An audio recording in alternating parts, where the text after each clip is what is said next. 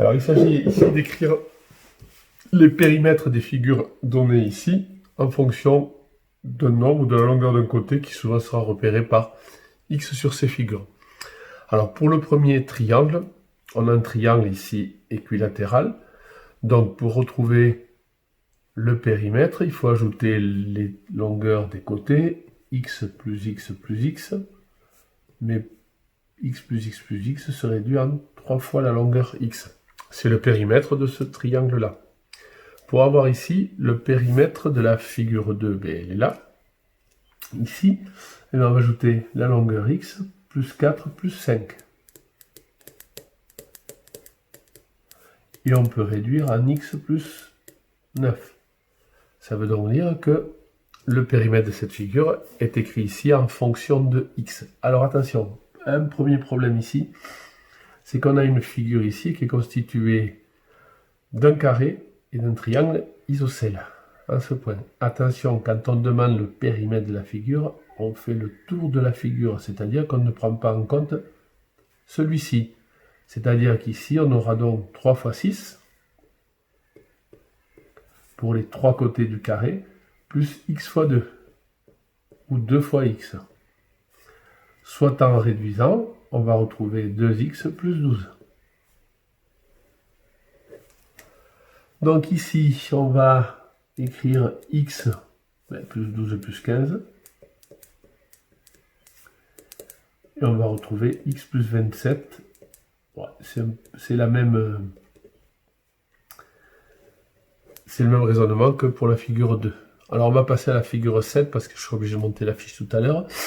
Alors ici, nous avons un rectangle qui mesure x et 6. On a deux façons de l'écrire, hein, on va voir. Hein. Soit on retrouve que c'est 2 fois x plus 6, longueur plus largeur, ou encore 2 fois la longueur plus 2 fois la largeur, en développant aussi. Ou encore donc 2x plus 12. Alors, pour avoir le périmètre du carré, c'est 4 fois la longueur x. Ça, celui-là, vous le savez. Alors ici, a priori, nous avons... C'est une figure qui s'appelle un trapèze, dans lequel on va retrouver 3 fois la longueur x, à laquelle il faudra ajouter 4. Donc on écrit directement 3x plus 4.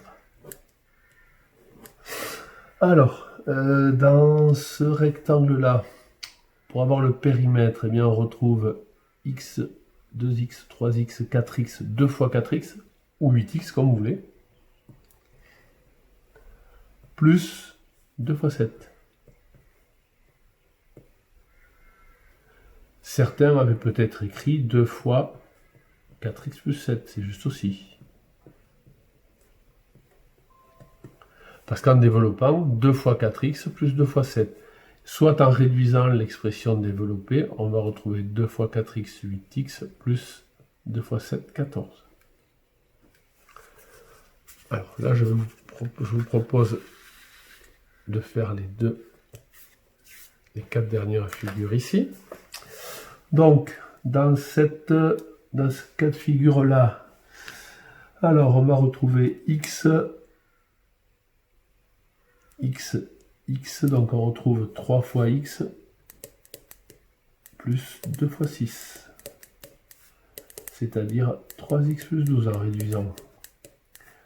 Essayez de penser à réduire de façon les expressions trouvées. Or ici, c'est assez facile, on retrouve 1, 2, 3, 4, 5 fois x, ou 5x directement.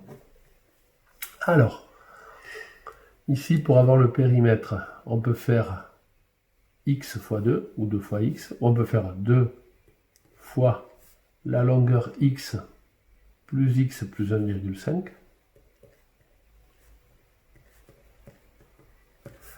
Ou encore 2 fois 2x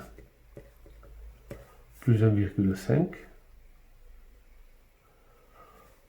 Ou encore 2 fois x plus 2 fois 1,5, et dans tous les cas, on arrivera à 2 fois 2x, 4x plus 2 fois 1,5, c'est-à-dire plus 3.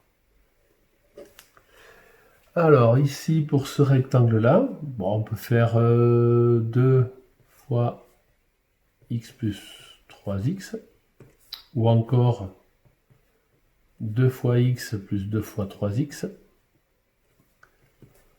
2x plus 2 fois 3x, ça fait bien 6x, et on va donc retrouver au final 8x.